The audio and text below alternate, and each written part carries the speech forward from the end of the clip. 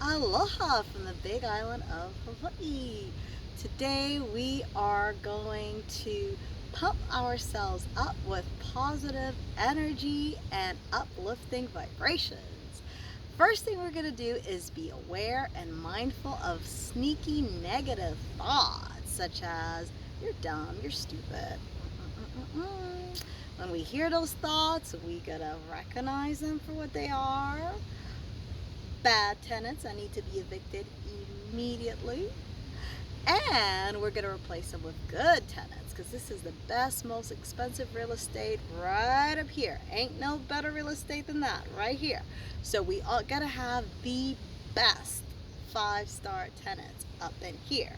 So thoughts that put us down, lower self-esteem, lower our vibration, make us feel bad about ourselves, are gonna go, hello, sayonara, and we're gonna replace them with thoughts that uplift us, make us feel great, make us feel like we $1 million, like we champions, make us feel like we got this.